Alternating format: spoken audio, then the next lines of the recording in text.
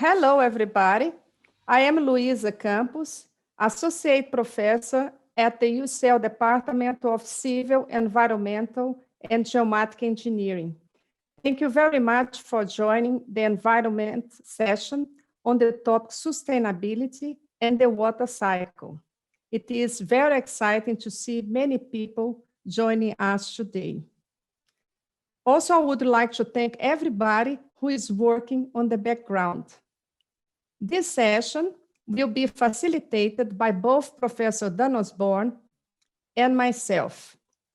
During the event, some questions will be posted to the audience, and these questions will support the panel discussion after the presentations. So please, your contributions are encouraged and welcome. First slide, please. Okay, thanks so much. We are here today to reflect on the synergies and trade-offs between the SDGs on water, environment, and climate. I would like to show you here some key facts related to water and people. More than 2 billion people are experiencing high water stress, and it is expected that half of the world's population will be living in stressed areas. 700 million people worldwide could be displaced from arid regions of the world. According to the World Health Organization, 2.1 billion people do not have access to safely managed water source, and 2.4 billion lack access to basic sanitation services. The World Health Organization also reports that at least 2 billion people globally consume water from a source contaminated with feces. Fecal contamination in the water supply is a major cause of deadly waterborne disease such as cholera, typhoid fever, and hepatitis A. As a result, 1.6 million people die every year from waterborne disease. The various waterborne diseases that are resulted of poor sanitation and water quality are devastating effects of the global water crisis. And according to the Global Water Institute, in developing countries, almost 50% of the population can link health problems to waterborne disease. In both Africa and Asia, women and children walk about 6 hours per day carrying 20-liter container of water from a water source that can potentially make them sick. In 1 year, women and children spend around 40 billion hours fetching water in sub-Saharan Africa countries.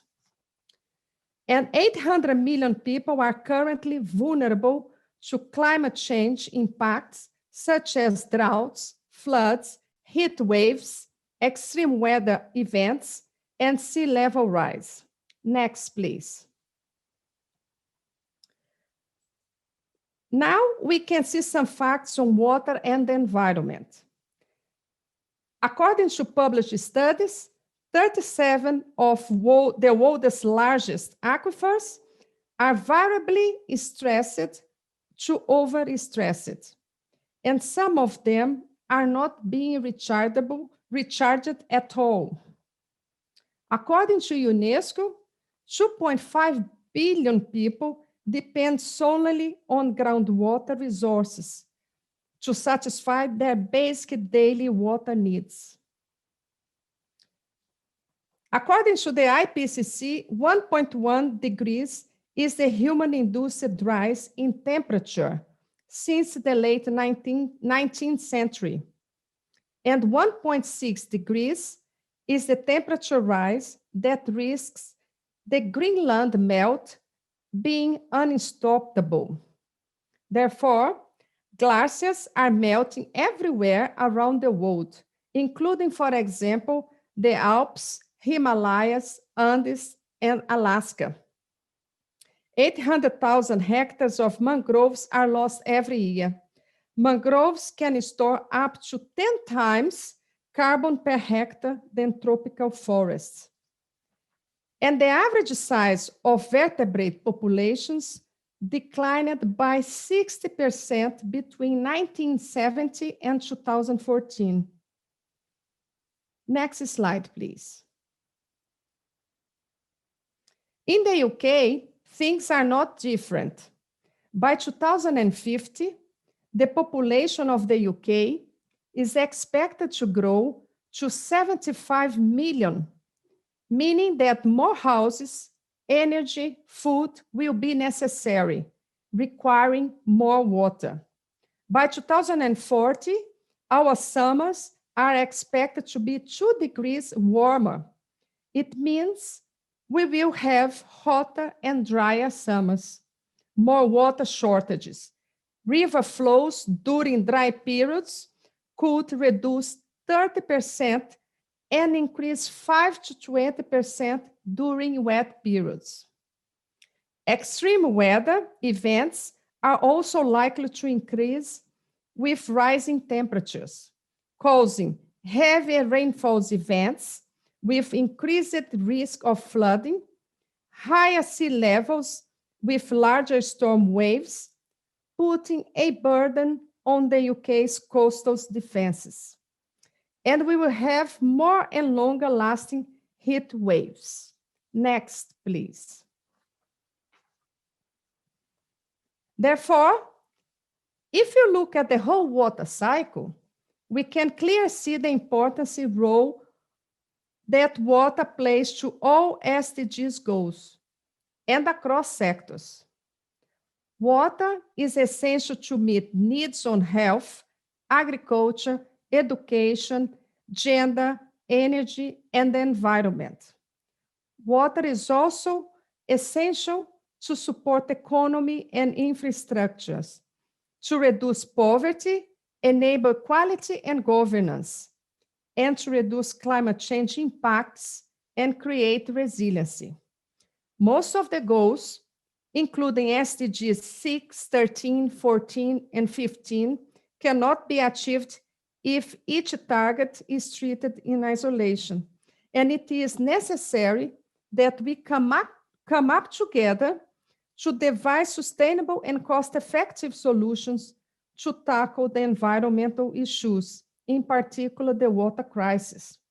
Water does not have physical boundaries, but a cycle which needs to be preserved in quantity and quality for all. Next, please. Considering the national and global importance of the water, today we take the opportunity to announce the launch of the Southeast and London Water Alliance Network, SEAL. Not different from other parts of the world, southeast of England, where there is a growing population and relatively low rainfall, has been classified as one of the areas of serious water stress in the UK. SEAL has been driven by collaborative efforts between UCL and Queen Mary, University of London, and have received support from various organizations, representatives during 3 events we organized last year. SEAL aims to provide multidisciplinary approaches to generate transformative solutions and impact with operational, policy, and societal impacts, which shifted the global perspective from water as an essential resource to water as a fundamental agent of change. We envisage to convey network meetings such as this one today to address broader issues involving water, the environment, and climate change. We want to bring together our neighboring institutions, both here in London and across the southeast of England, with core professionals from industry, policy, government bodies, think tanks, and consultancy.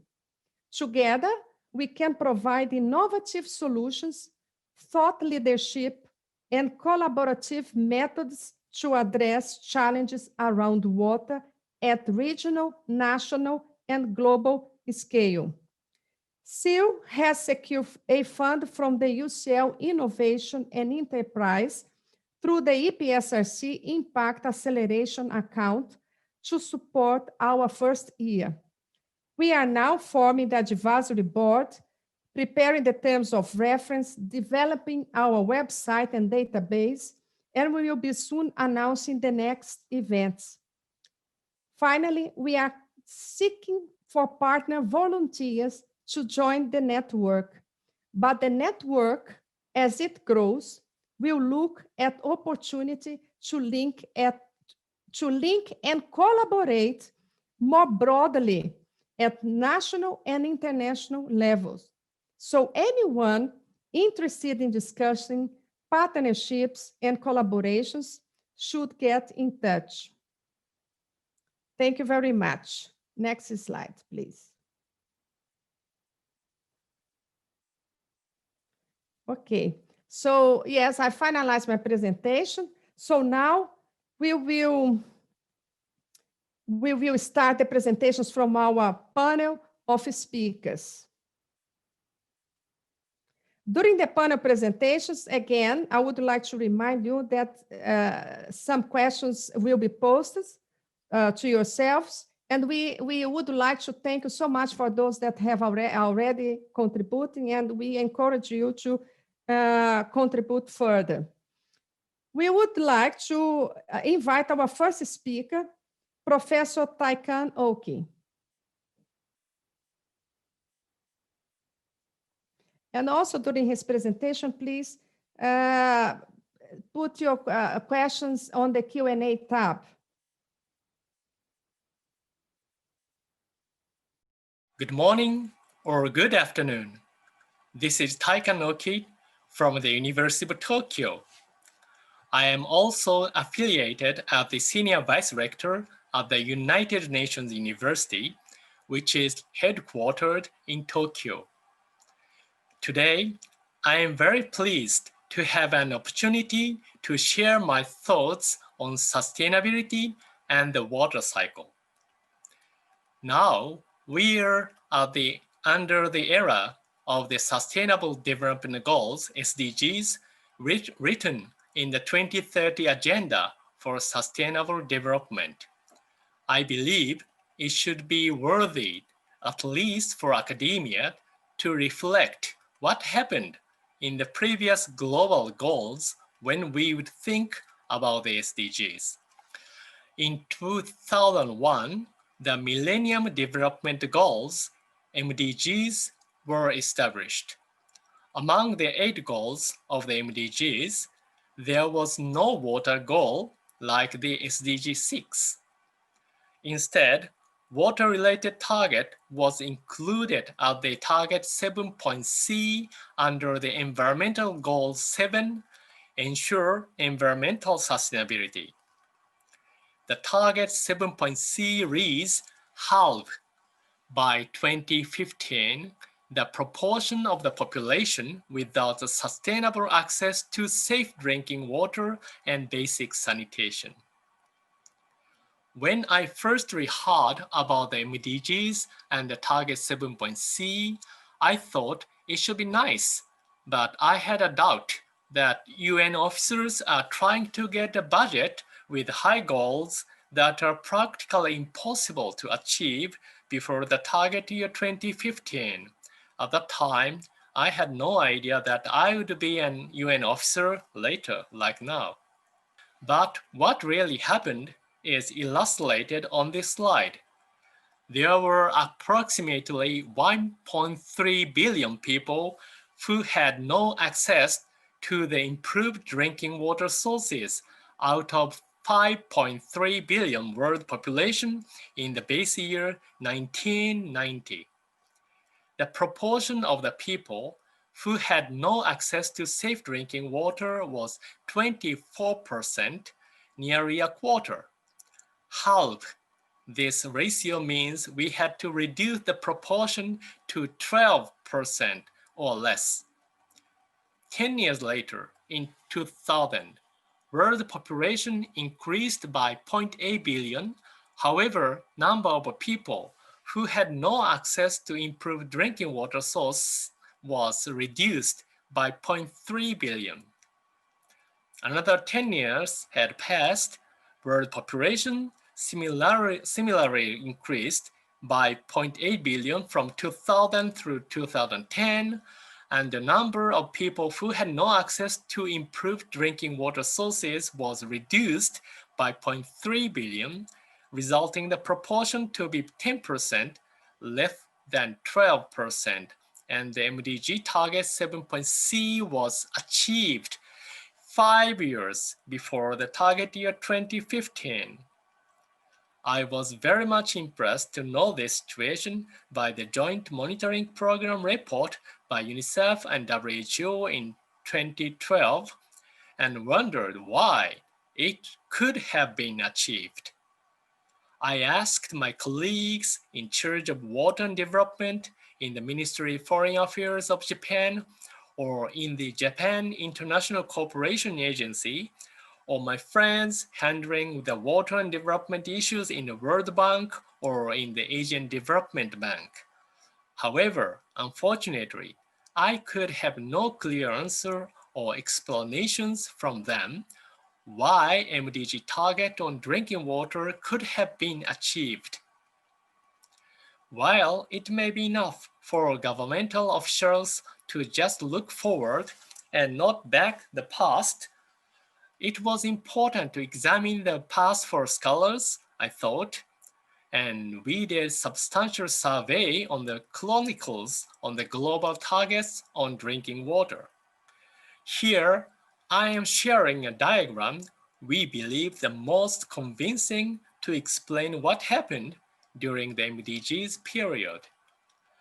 Each arrow corresponds to each nation, and the starting point and ending points of each arrow indicate their values in 1990 and 2015, respectively. The horizontal axis is GDP per person per year, and the vertical axis is the proportion of the people who have an access to improved water sources.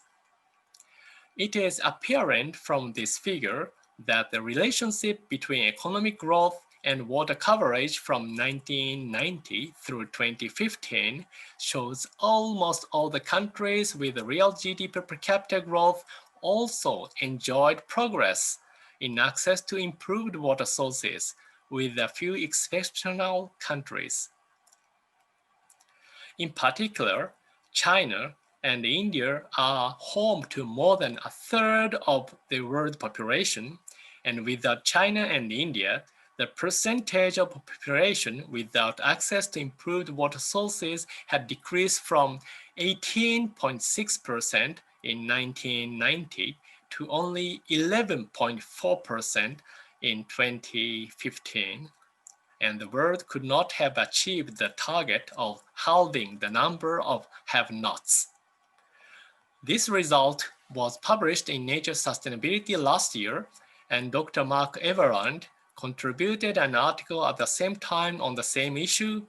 I suspect he was one of the reviewers of our article, and he illustrated our findings more comprehensible manner like this.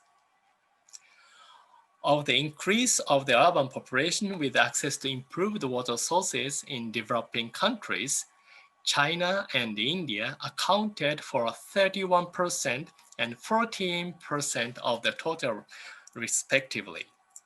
This increase in the urban population with access to improved water sources might be associated with a roughly twofold increase in urban population seen in the two countries. At the same time, the rural population in India using improved water sources rose, the highest increase among developing countries. This represented 39% of the total increase in the rural population with access to improved water sources in developing countries. Now, we have several lessons from MDG 7.c water. After all, this goal has been achieved for the first time in the history of global targets on drinking water. Of course, there are some criticisms for this achievement.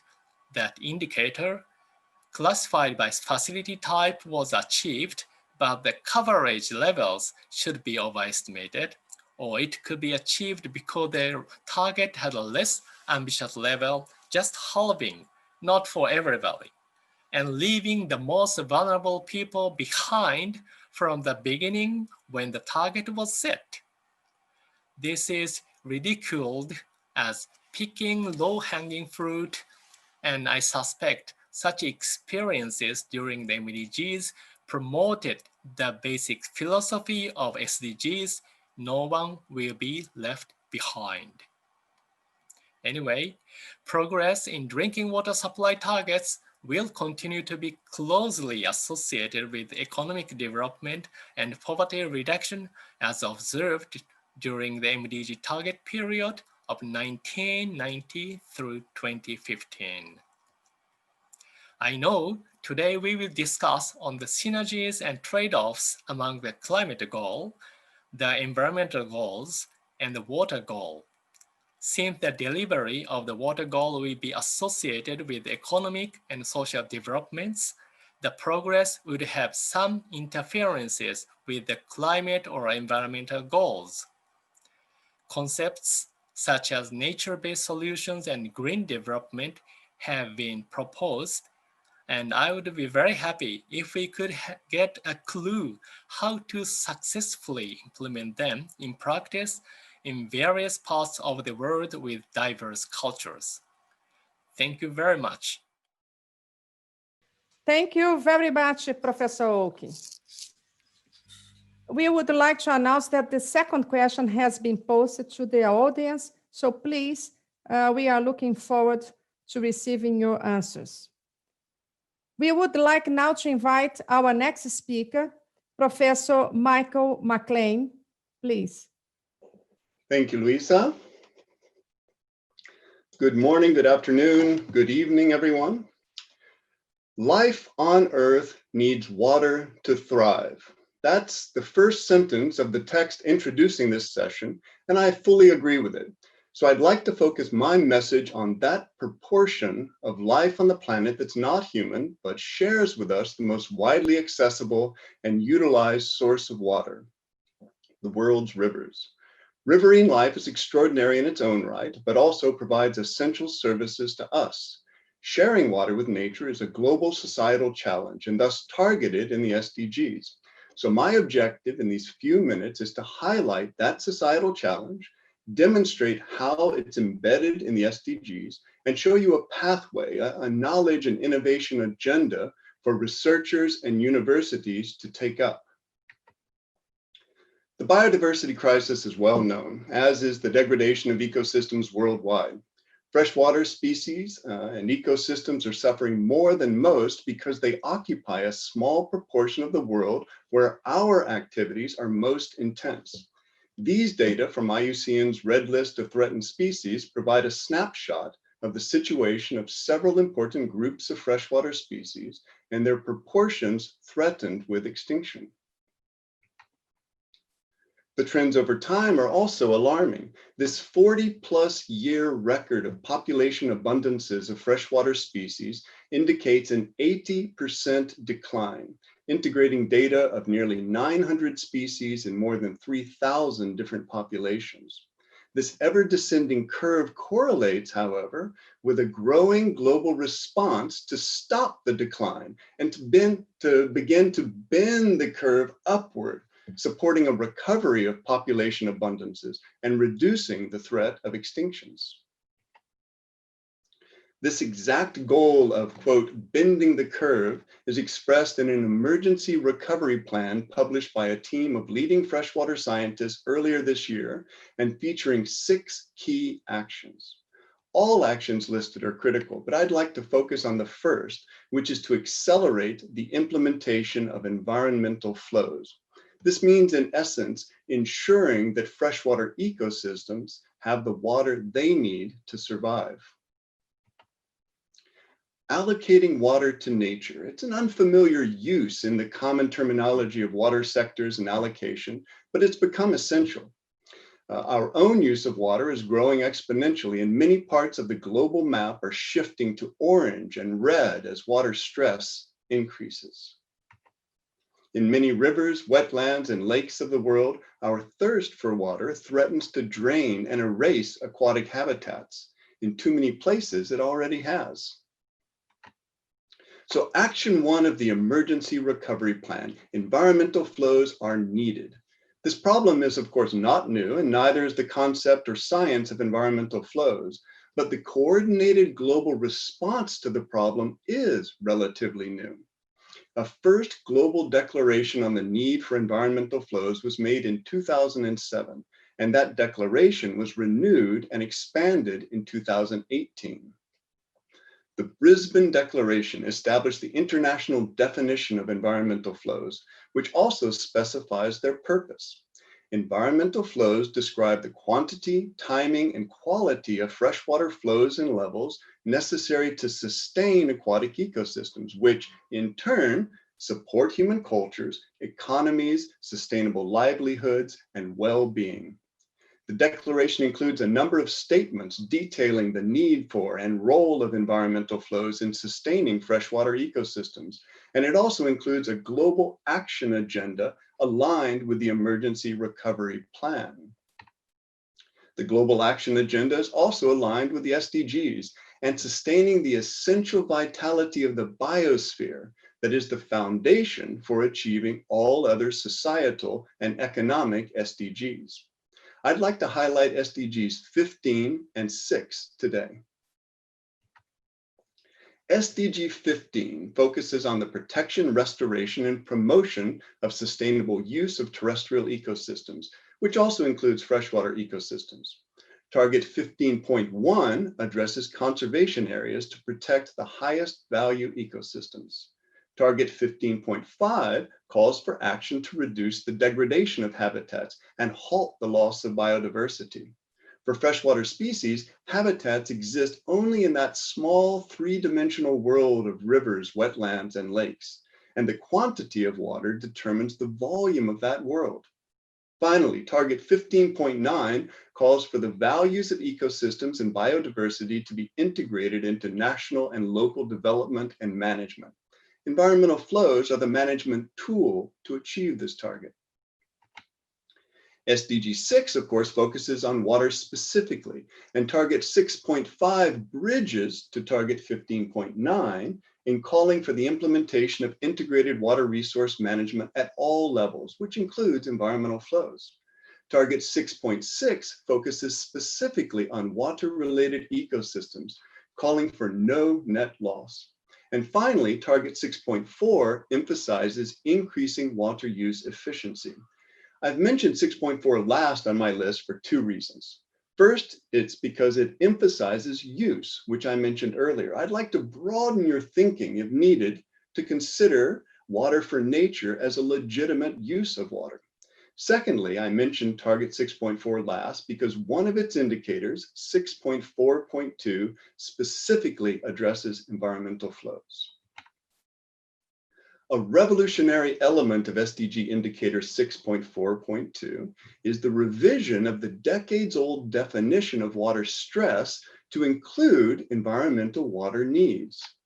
Water stress now is defined as the proportion of freshwater withdrawals, not of the total renewable water resource, but of that value minus the water volume that should be set aside for nature. The reduced volume of, therefore, utilizable water is shown in Figure 1 on the bottom right. And a global environmental flow information system has been developed to provide a starting point for all countries in quantifying their environmental water requirements.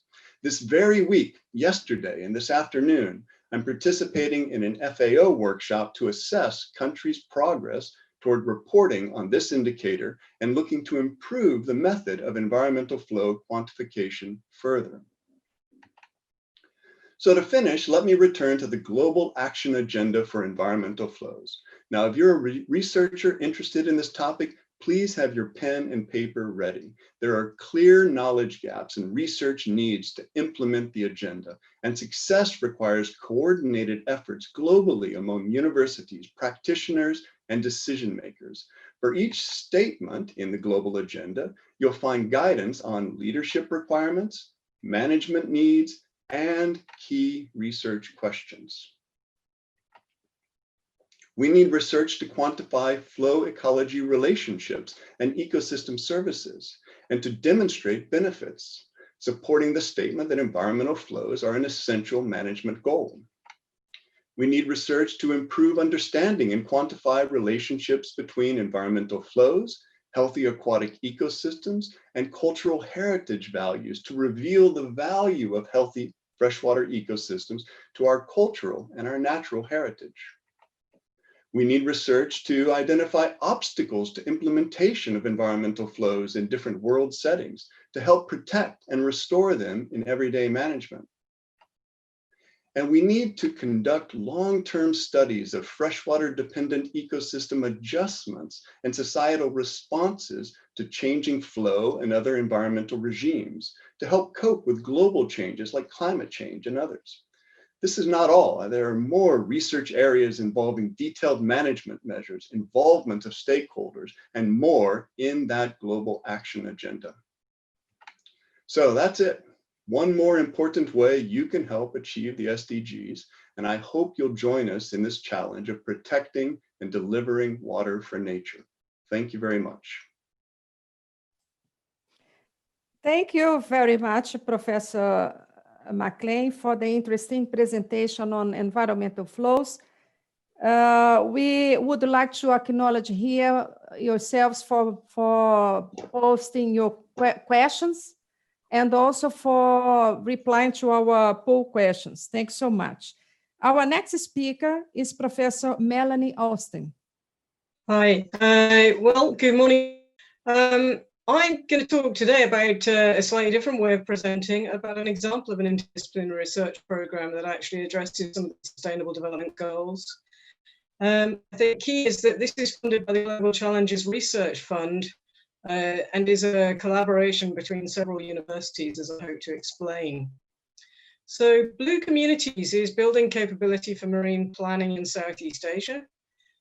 Because we really do believe that actively well-managed marine ecosystems are going to be better able to support the health, well-being, food security, and livelihoods of people. We're working in predominantly UNESCO biosphere reserves in Southeast Asia, in Vietnam, Philippines, and in Indonesia, as well as Sabah marine parks in Malaysia. UNESCO biosphere reserves are a great body to actually promulgate interdisciplinary research working with people and the environment. We have two university partners, Plymouth and Exeter, as well as Plymouth Marine Laboratory in the UK, and Hanoi National University of Education, Western Philippines University, Universitas Nasional in Indonesia, and the University of Malaya, as well as 3 NGOs in this project. So it's quite a big partnership.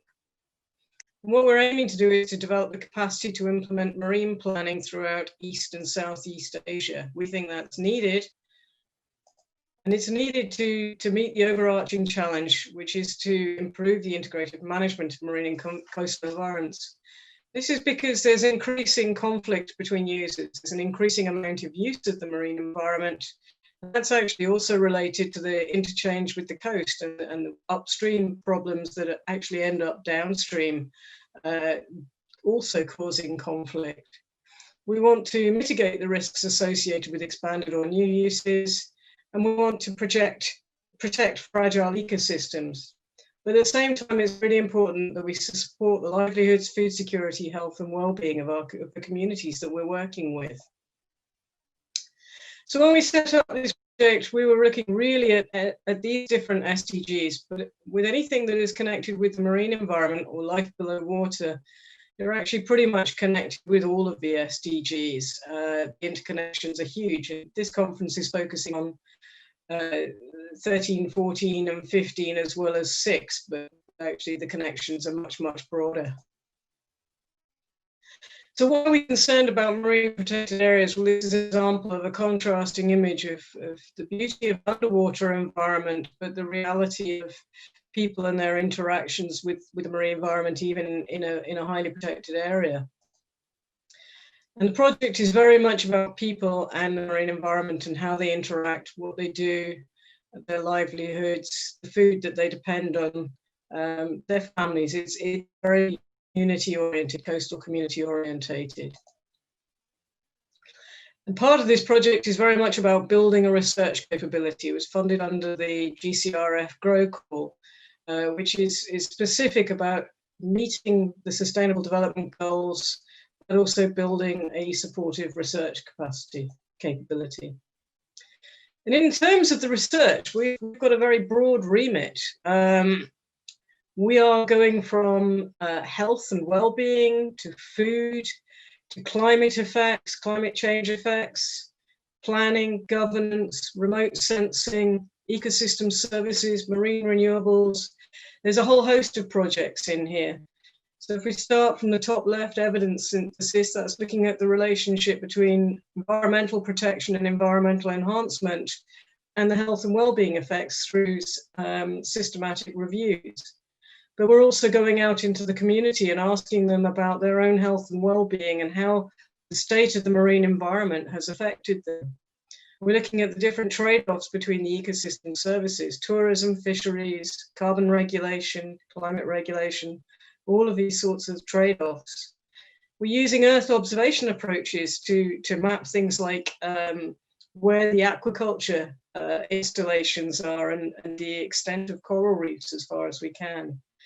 So a whole host of different types of projects.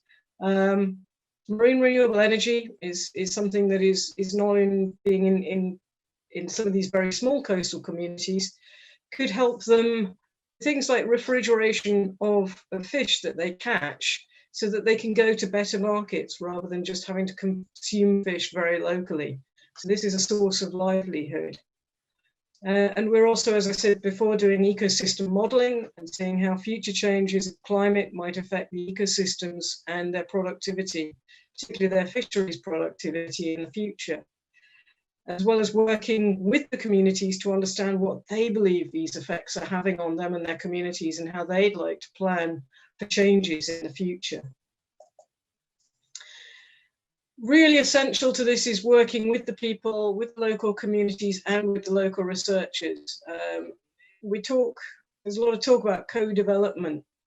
We've done a lot of that, asking what the communities want and need, what the stakeholders want and need, but also asking our local researchers what skills they need, trying to work with them to do research together, learning by doing, sharing the lessons learned. And it's a continuous process. We never stop with reviewing what are we doing, what's working, what is working well.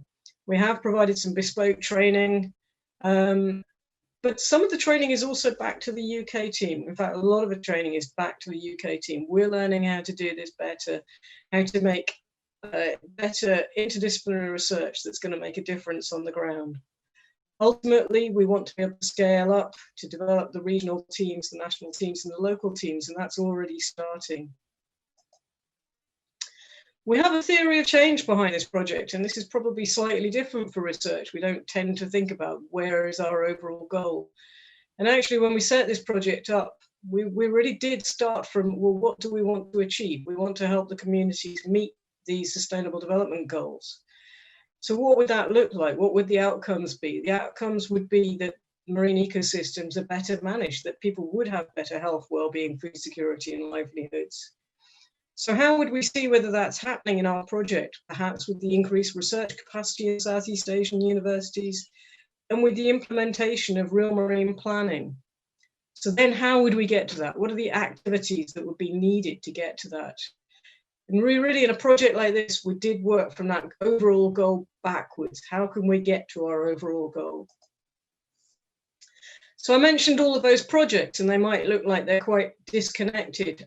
But as we've gone through the project, our University of Malaya partners put up this presentation or this slide and said, wow, we can start to see all of the interconnections between these things. This is an integrated project, and we're working harder and harder at how to make sure that we bring the different research strands together so that the sum of the parts is much, much greater than the whole for all different research areas.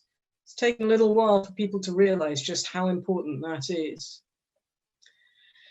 So we're doing this work, building the research capability, addressing the goals in our case study areas with cross-cutting activities in the projects, with the aim of meeting these 5 challenges: promoting sustainable harvesting, preparing for climate change, promoting good health, identifying the opportunities for growth, and co-development and implementation of marine planning. One of the areas where we think we're doing quite well is the collaboration is good, and the interdisciplinarity is really good.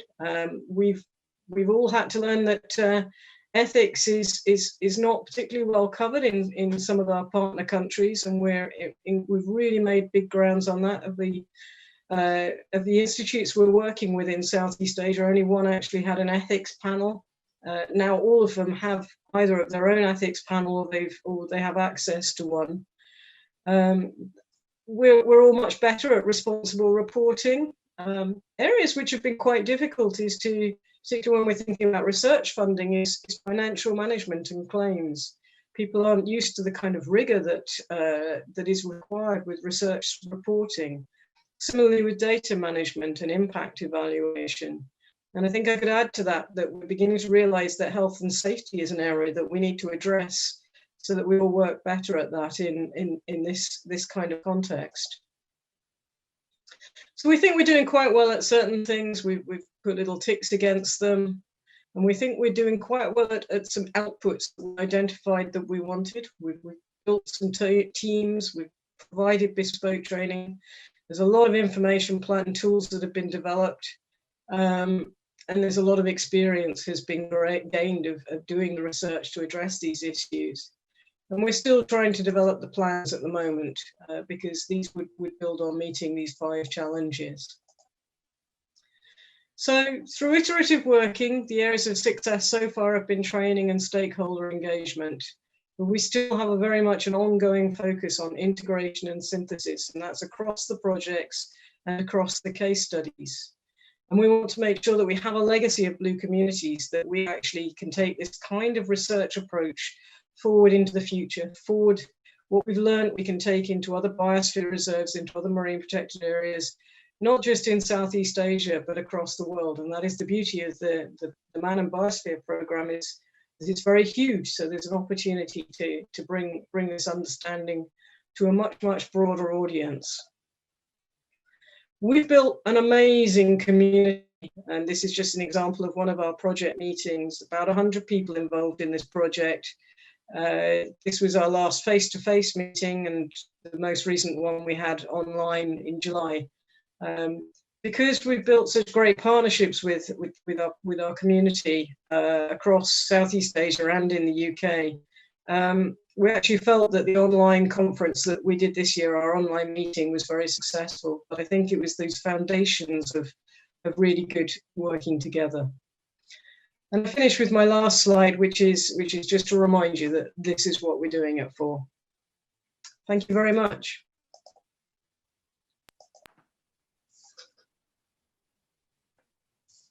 Thank you very much, Professor Austen, for the interesting presentation about your project on GCRF, bringing coastal communities with marine ecosystems and linking with the SDGs 1, 2, 3, and 14.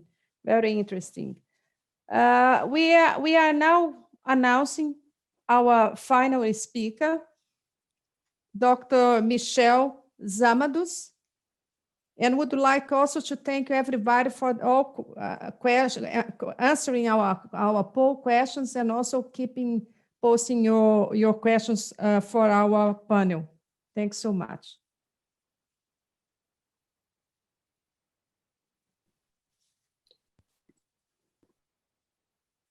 Can you see my screen? Yeah. Full screen, okay. Okay, so I'm Dr. Michel Tsamados. This is a picture of me in the Arctic last year when I went for the expedition, the Mosaic expedition. Today I'm going to talk to you about remote sensing, so more about the evaluation and observation of climate change and the impact on the water from space. In other words, remote sensing of the hydrosphere and cryosphere. I am in the Department of Earth Sciences in Center for Polar Observation and Modeling. So the world's water is essential for us as humans. We're mostly composed of water. It really dictates, it has controlled the evolution of the species. It's only 10,000 years ago that we were able to overcome the great Laurentide ice sheet barrier in the Northern America to reach the American continent. On the other hand, water is only, if you put all the water together in one sphere, as you can see on the left, it's only a very fragile and thin surface on the top of the ocean. And so is the atmosphere, by the way. So the evolution of water between ice, liquid and water forms are essential for our species. And here I will tell you more about how we can monitor this from space. My talk will be structured into the big water reservoirs in a sense. So the bigger one is saline ocean. So these are the actual oceans that contain 97% of the total amount of water. Then we have fresh water in ice caps and groundwater, and then we will look at lakes and rivers in the last part. So starting with the oceans, how can we monitor the properties of these oceans from space? Possibly the most revolutionary technique in that regard from satellites is altimetry. So this is an example of an altimeter that emits a pulse to the surface of the ocean, and the return echo, a radar echo usually, is informative on the surface, the amount of waves, the wind, and also, of course, the elevation of the ocean. So this is the kind of technique that we use to measure sea level rise. I'm showing this animation from ESA because it's showing a satellite that is about to be launched jointly by ESA and NASA in 10 days. This is Sentinel-6. Our group was at the forefront of a technology called synthetic aperture radar that improved the resolution of these retrievals. If you look at an altimeter over a period of 10 days, you have enough orbital passes to build a full picture of the Arctic, of the ocean, and the elevation at different locations of this ocean. Here I'm showing sea surface height. So these are the kind of techniques we use to measure sea level rise over the last 40 years. So putting together all this information over the last 30 years, we observe a rapid increase of sea level. The budget of sea level increase has been roughly closed, and we know that thermal expansion dominates the increase, and it's followed by glaciers contributing Greenland and Antarctica melting ice into the ocean. Of course, the impact of sea level rise is not homogeneous over the planet. This is largely dominated by thermal expansion patterns that are different in different locations. But that has large implications in terms of sea level trends. Here you see the trends in millimeters per year over the last 30 years. Different regions will have different impacts, and this is extremely important for coastal regions and the risks that are generated from sea level rise. Especially when you think that 11 of 15 largest cities are within 10 meters of the sea level. And most of the population, therefore, lives in these coastal regions. Moving on to the second part, freshwater. 2/3 of the freshwater content over our planet is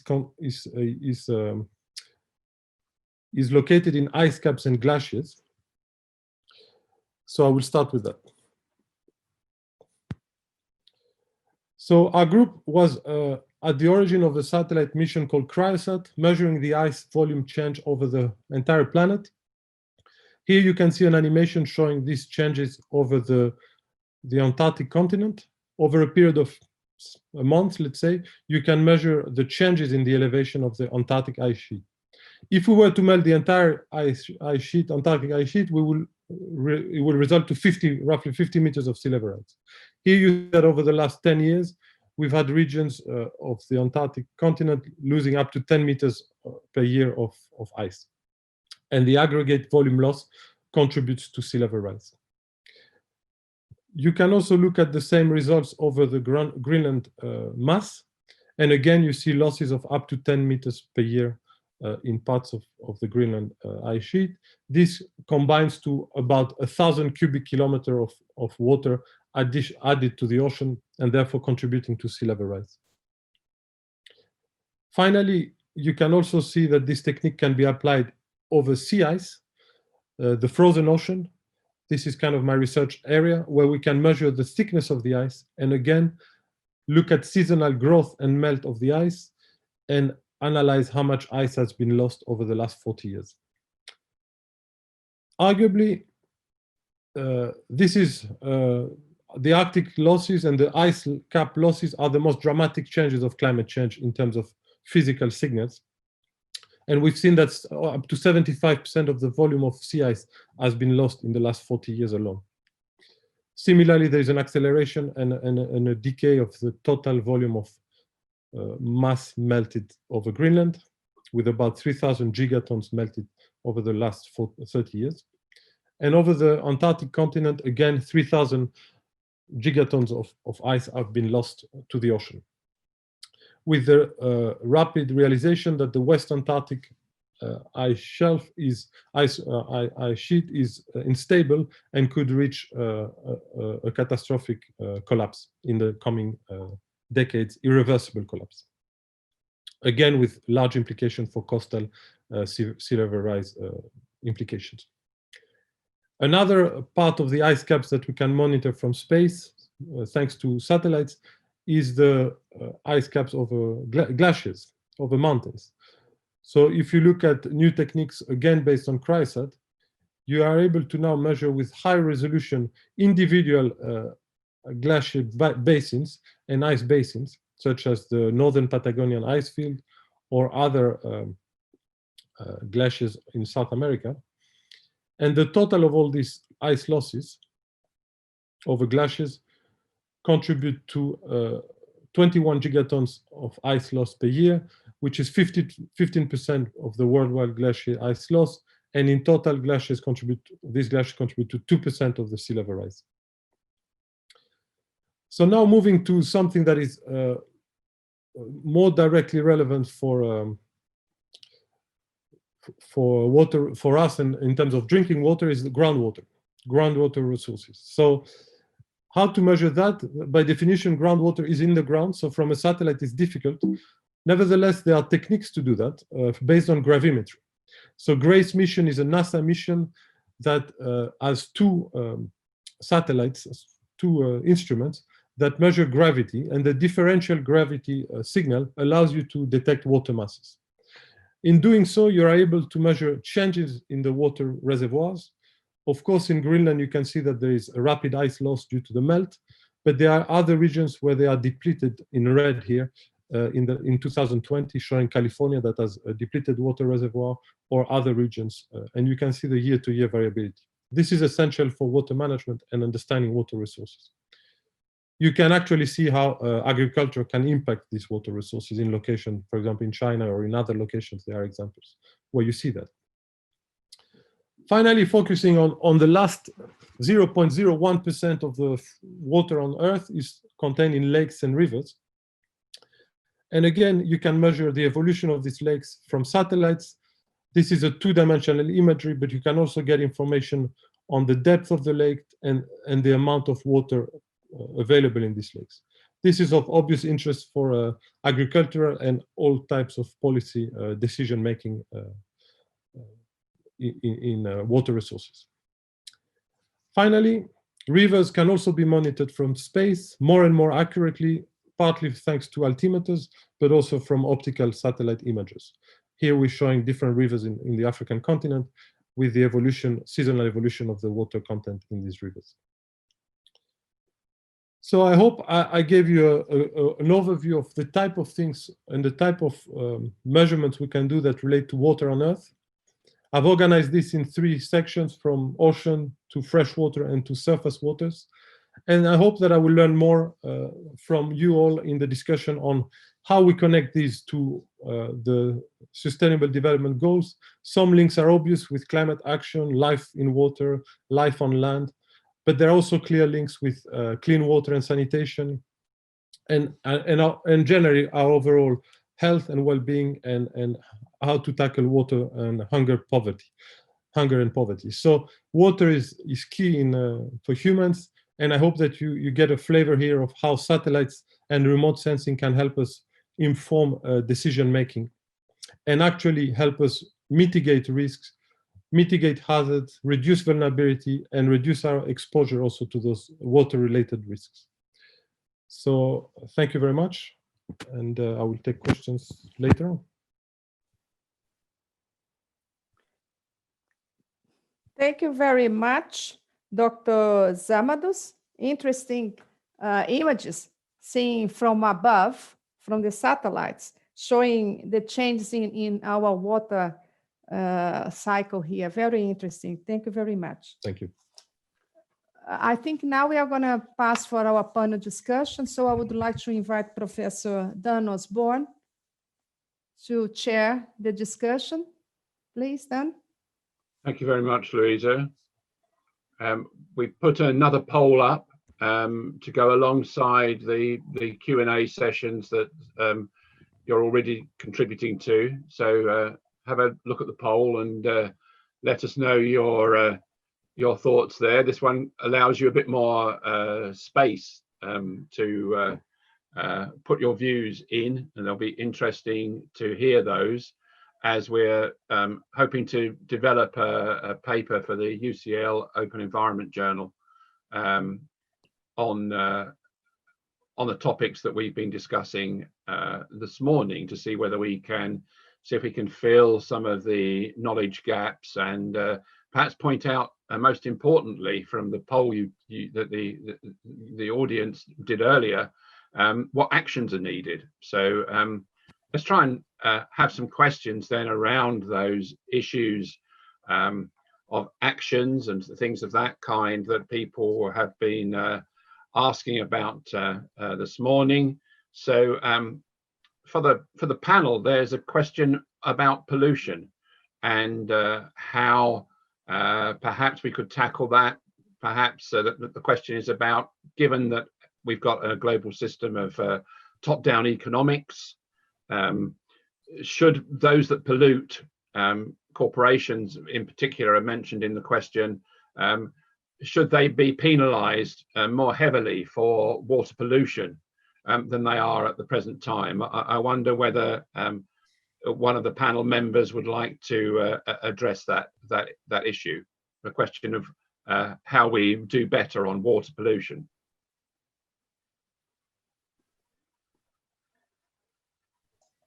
Melanie, would you like to have a crack at that from the coastal waters perspective? Yeah, Dan, I think well, from the coastal waters perspective, but also from the perspective of the Natural Capital Committee, which I sit on, we very firmly believe, and I think it's also in the government's 25-year environment plan, that there has to be the principle of polluter pays. So there is this polluter pays principle. So yes, penalised might not be the word, but certainly if you want to use natural resources by emitting your pollutants into it, then you have to pay for the privilege of doing so, and the payment that you need to pay should be sufficient. The incentive to do so is reduced, and the incentive to find a solution is put in place. Certainly, the coastal waters are very much the recipients of transfer of pollutants into the sea. From pollutants that are emitted into water or into catchments. So it is something quite live. We've seen it with the plastics industry. I think one of the ways that I've seen, particularly with the issue of plastics, is that through corporate social responsibility, larger corporations are becoming aware that they cannot maintain the levels of pollution that they have been. It just doesn't look good for them, and they're trying to do something about it. But yes, I think polluter pays principle has to come in here. Thank you, Mel. Taikan, would you like to add anything to that? No, I just want to say that the, PPP means many things, but here the polluter pays principle is very traditional, but still I think that we have to make it implemented. Thank you. And Dan, if I can jump in, this is Michael. I mean, certainly the polluter pays principle, the enforcement measures, penalties work well when we know who the polluter is. So this is very much of a point source pollution approach to dealing with the problem. And it's been shown to be effective, certainly in the past. But of course, there's a much broader source of pollution, those non-point sources that are coming from agriculture and the like. And for those, we tend to have more success when we focus on incentives and bringing new practices into it. I think we're approaching the problem from both directions now, but the particular type of pollution, the situation you're in, is going to dictate which is going to be the more effective way to address it, I believe. Thank you. Okay, Michael, thank you very much. There's another question which sort of balances this one. The previous one was about what to do for people who are polluting or being polluted. This is the other side of it. What action could we take in the area of water in terms of grants and incentives and funds of that kind, intergovernmental funds or government funds? We have these kind of facilities, financial facilities available for energy and things of that kind, but we don't seem to have those so much in the water area. Taikan, would you like to say anything about the possibility of any intergovernmental way of incentivizing better use of water? I do not have clear idea about some idea. My friend told me that they may think about the water tariff or water tax, that if you produce something with a lot of pollutant to discharge into the environment, then you have to pay that the tariff or the tax proportional to the environmental load you put on the environment. Okay, thank you. Does anyone else want to say anything on incentives? So I think that Mel, do you want to add anything there? Well, I think we have there are some very regional examples in the UK, that upstream thinking, whereby companies who want to abstract water, thinking about this diffuse pollution, and I think Michael was possibly referring to this, but companies who want to abstract water are starting to provide incentives to farmers to stop administering quite as much polluting fertilizers or other harmful substances onto their fields, so that they can abstract cleaner water and not spend as much money cleaning up the water for consumption. That actually also has potentially downstream effects into the coastal waters, which is why I'm aware of it. So that would be an example of an incentive, and it does seem to be working in the UK. So we've got an example there, haven't we, of even things like auctions being used with potential polluters bidding for funds to help limit the amount of pollution, and that's worked quite successfully. That's actually saved on infrastructure costs and things of that kind. So there are a mixture of older principles, polluter pays principles, and perhaps a whole range of economic approaches that could be used to deal with this. And perhaps we need to be more imaginative around some of these things. Michel, I think you had a point you wanted to add. Yeah, thanks, Dan. Just to go back on the polluters pay principle, I think a tool we have at our disposal is the remote sensing that is literally eyes on us, observing every little corner of the planet. So you can really track pollutions, polluters, and this is something that policymakers and decision makers can use this tool and possibly expand on that use of this tool as a bad cop kind of monitoring device. Yeah, and this can be increasingly done on a daily basis, Michel. Yes, it's not just something that can be done a few times a year. No, more and more we have almost near real-time monitoring of down to meter resolution. You can now monitor plastics, you can monitor oil spill, you can monitor deforestation, agricultural waste, water resources, as I said. So there is a real big potential here to track who is polluting. Yeah, you can even, I understand you can even measure the amount of water that comes down in various intense rainfall events.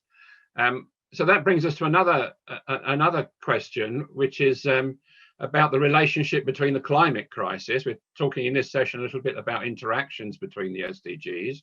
So, we've got a question here about the climate crisis, and the question is about, have we gone so far into that area with climate that perhaps to deal with water issues, the way we think about these things in society and in the political area, is it more about that kind of thing now and disaster management than just straightforward problem solving in the way that we've done from a technological perspective in the past? So do we need a more integrated approach given the situation we have with climate? I don't know which one of us would like to do that. Michael, would you like to have a crack with that one? Yeah, I'm sorry, Dan. I'm still trying to wrap my mind around that question. Yeah, it's complicated. You might need it rephrased for me. Okay. So if we've gone a long way into the climate crisis, do we need a way of solving problems on water that is not just technological? Do we need the social and the political and the disaster management approaches? Well, certainly, in the work that I do in countries around the world, working with water authorities, thinking about their water resources, how they will allocate those equitably, how they will protect their ecosystems going into the future, the climate crisis, climate change is a part of every single conversation. And of course, it's there as just this huge uncertainty into the future. And it is motivating all of our actions to be as resilient, as flexible as possible going forward. But superimposed upon that, whatever is happening in a given basin, and this year and next year almost always overwhelms what that long-term climate projection is. So we have to keep our eye on dealing with it in the current context, but acknowledging in an adaptive management fashion and in a longer term planning fashion that we need to be preparing today for what the reality will be 20, 30, 50 years into the future. So my feeling is that it is penetrating nearly everything at a planning level, but I'm sure there are many ways we could improve that. Okay, Taikan, do you have a view on this kind of thing? Yeah, thank you very much. I think that the adaptive management is necessary for taking actions for climate change and combining the mitigation issues and adaptation issue. And yes, Michel said that the future is very uncertain. So we have to take actions, see what happens, as Michel introduced, that we can observe what's happening in the world now, so that take action and see what happens and learn from that and change our attitude and navigate the society gradually. I think that is what we can do, so that the management is a good keyword for our future. Thank you. Thank you very, very much. Okay, so we've got another question in here. Agriculture, food, etc. Again, a lot of issues covered in this question. It's asking really if COVID-19 has shown we need to focus on agriculture at a local, national level. I mean, this is about the food chain and supply chains, I suppose, partly. What could be done there to improve those kinds of things? And there's another issue raised in that question as well, which we've covered already, about the company's role in the pollution side. But maybe we could focus on the water and agriculture issues. Clearly, people, water is utterly essential to agricultural production. More population, more food, perhaps, it is required to be produced, provided we don't waste it. But I wonder whether anybody has a view on where we strike the balance between agriculture, business, people's need for water, which several people have raised, and the environment's need for water. Michael, perhaps I can come to you again. You talked a little bit about these balances.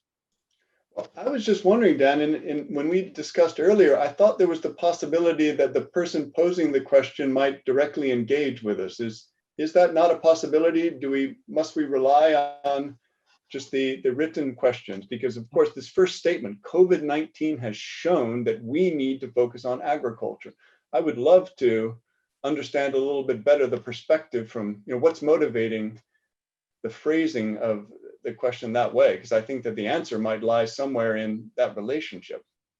Thank you, Michael. We'll let the person who answers that question try and put something into the Q&A perhaps to clarify that. So maybe we go to something a little bit more straightforward. Why don't we have a look at the question, why are governments reluctant to review progress? So this is something Taikan raised in his talk to some extent. Taikan, do you want to say a little bit more about that?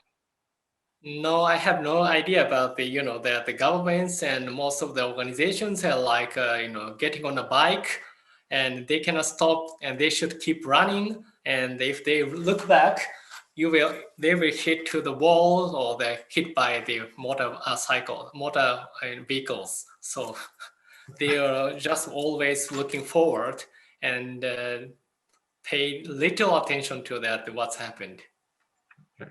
Thank you, Taikan. Mel, do you, in your experience of working with government, have you got any view about why people are a bit reluctant to look over their shoulder? Is it just the fact that there's something ahead of them that they've got to avoid? Okay, I'm not a political scientist, so this is probably a rather personal perspective. But it does seem to me that there's quite a lot of change that goes on in government from a politics level. And therefore, nobody really wants to be looking backwards at what happened as much as stepping forward and showing what they can do. And I think that might be partially a problem. And also, people are wary that they might inherit the problems of what happened previously by looking too closely at them. As I say, this is very much a personal opinion rather than one informed by political science or anything else. So, yeah, but I absolutely agree with what I think is the intention of the question, that clearly we need to be more adaptive. We need to be more rapidly adaptive and to look at policies and practice and be a little bit less conservative about doing so and say, well, look, it's not working. We've put this policy in place. We need to do something much more strongly. I think actually, I suppose the other flip side of that, going back to the COVID question, is that we can actually see that adaptive management of a very live issue is very, very difficult for government to do, to respond rapidly and to do so in an effective way that keeps everybody feeling, yes, this is working. So it is quite challenging for government, their large machinery, to move that fast. Okay, so it's a question of having the right kind of adaptive management in place. It's three of you have mentioned that, and I think adaptive management perhaps is a key thing that could be the focus for some actions. Michael, you wanted to add something? Well, I wanted to jump in. I think this is a topic where we as universities can engage. Of course, there are so many reasons that governments are reluctant to review progress, and I will not be able to understand the thinking of government officials. I mean, we really are in different wavelengths, but we have to keep trying to work together. I mentioned that this week I'm also in this working group, this workshop at FAO, with about 20 countries involved who are trying to monitor progress toward indicator 6.4.2. That's that indicator that focuses on the level of water stress. So it's exactly this, of reviewing progress, monitoring progress toward a sustainable development goal. And the first thing I can say is just that it is extremely challenging. It's challenging to frame the questions in a way that they are answerable and that they are relevant to the different countries involved.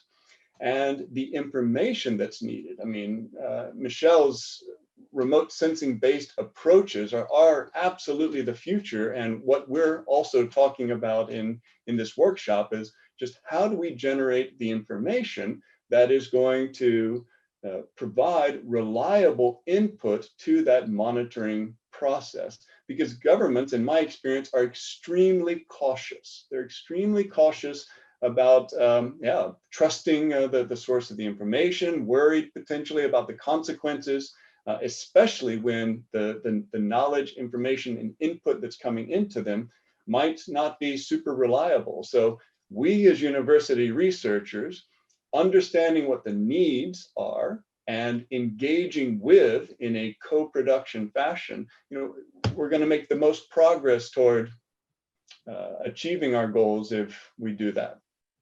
Thank you very much, Michael. There's a lot of questions coming in from people now, and so do vote up the list, the questions that you think are important. Just to pull one thing out there amidst this question of how we act to make things more sustainable. For example, if we were to use the satellite monitoring, Michel, have you got any view about how the cost of satellite monitoring compares with other standard methods for monitoring water, etc.? Is it a very high cost, or because we're getting so much data and information in, as we get better at managing data in that kind of way, the cost will actually become very competitive? I think there is interestingly, it's free. If you can see it one way, there is so much more information than it's currently used by decision makers and policy makers at local level and at larger scale level. The information is often free. There are programs like the Copernicus program in Europe that is making this information totally free for the user.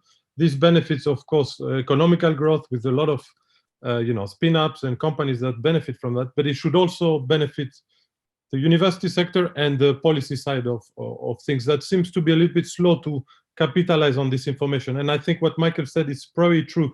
There is a reticence to use information and the source of information, and of course the uncertainty of this data is always and of course what Taikan said, that politicians don't want to hit a wall if they see that their field or their locality is a clear source, a polluting source, or that is as a consequences. And the truth is in the pudding. When you see that and you display that, there is no way you can hide it. So there is a certain amount of fear, I suspect, from capitalizing on this free resource.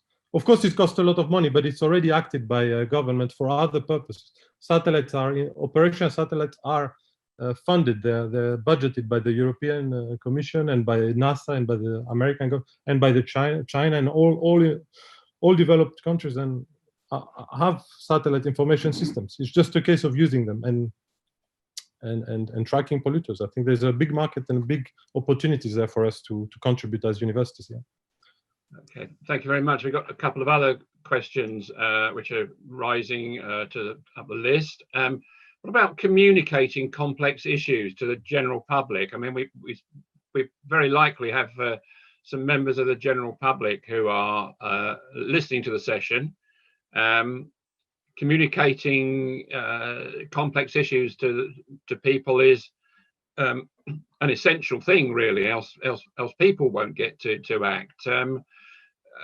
Maybe one of the panel wants to take up this. Mel, your project involves a lot of people. How do you get across complex ideas to members of the general public in your project? interestingly, this came up in a meeting yesterday, and we were talking in that instance about natural capital and the concept of natural capital. And one of my colleagues who's very much more engaged in talking directly to members of the public than actually I am, she said, you know, you use the term natural capital, but you also bring it into the conversation in a way that actually is something that people can relate to. So you simplify the concepts, but make them something that people can relate to. So, you know, the example with human health would be that there are these, you know, nanoplastics, very, very small plastics. And we don't really know with certainty what the effects are on human health, but we do know that they are around everywhere and they can impact on people.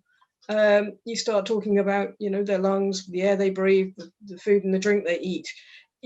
You bring it to a level that people can relate to, but you don't dumb it down by not including the actual terminology. So if the terminology is natural capital or nanoplastics or aspects of agriculture, which is not my area of speciality, then you would still use that terminology, but then explain it really carefully in words that people can understand. Thank you, Melanie. Anybody else want to add anything to that? Well, Luiza, Michael, go on. It is a very challenging topic. It's something we're all striving to do better. It, of course, also depends on what kind of a reaction we're looking for. What do we want the action to be when we communicate? And when it's down to the individual, of course, we might be interested in influencing the way that they vote, you know, the directions that they go in supporting particular parties that are going to bring a philosophy into the management of natural resources. Very often, I think that we're trying to influence their own individual behavior. And of course, there, you know, for most people, making it personal will be the means of influencing changes in their natural behavior. Whereas, you know, others are more influenced by what they can do to make the world a better place for others. So, you know, knowing the audience for your communication and exactly what kind of response you would like. But it becomes tricky. I'm working with a national government right now, supporting them in developing an approach to quantifying environmental flows across their country. And, you know, I and the team that are doing this is a detailed, complicated process, and we are putting all of the complexity on the table for them. And they continually say, it must be more simple. It must be more simple for our engineers to understand and the like. But there is a limit. Also, as Melanie was mentioning, that you have to use the correct terminology, and there is a level of simplification that's simply impossible if you want to achieve that objective. And that objective is something very specific, apart from, for example, changing the behavior of an individual. Difficult question and topic.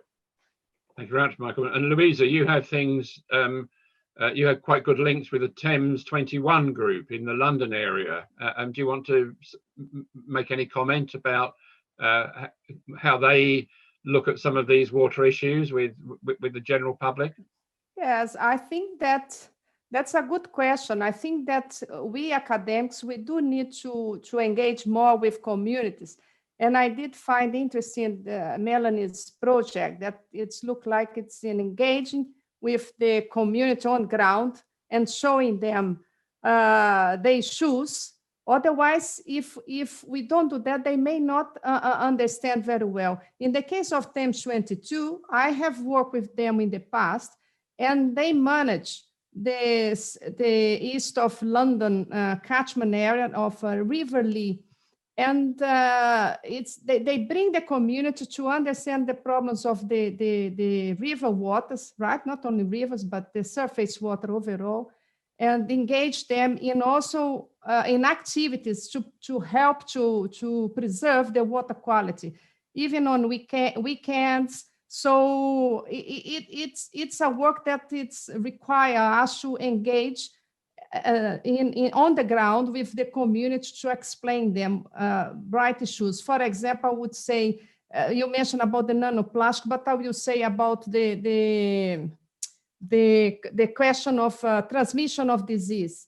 In a simple workshop, we could without the community seeing that we have our hands with glitter, we could shake hands, not in nowadays anymore, but in the past we could shake hands, and the people would not see that they have got the glitter on their hands. At the end of the workshop, everybody would have their faces and noses full of glitter. So this is a simple example that we could also apply to other areas, that to people, lay people, to understand the importance of environmental issues that we want them to engage. Without them, the community, we won't be able to solve the problems we are facing.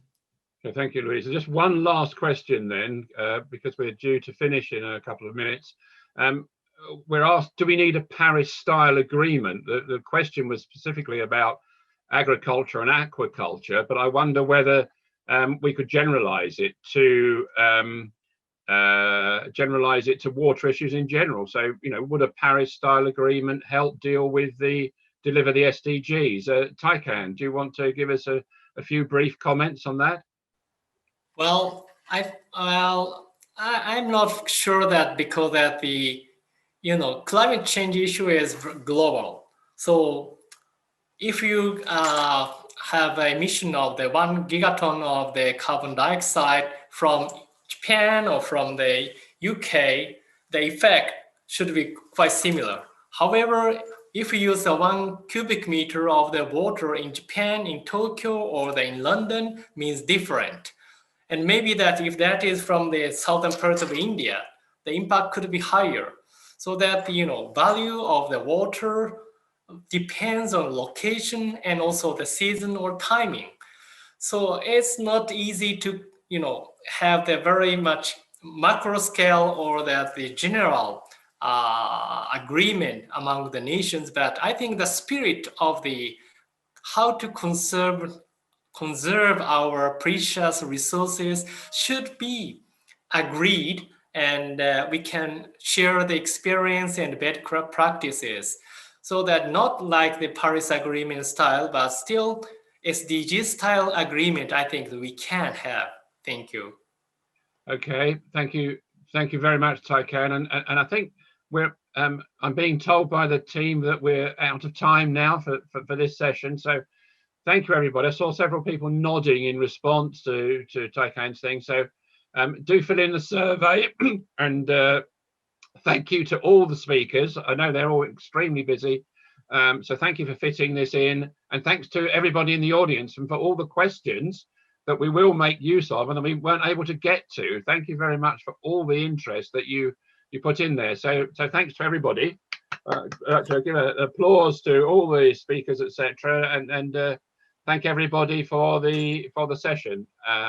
Very interesting points raised by everybody and the audience, and we'll all be in touch again. Some of us will be on a call, I think, tomorrow. So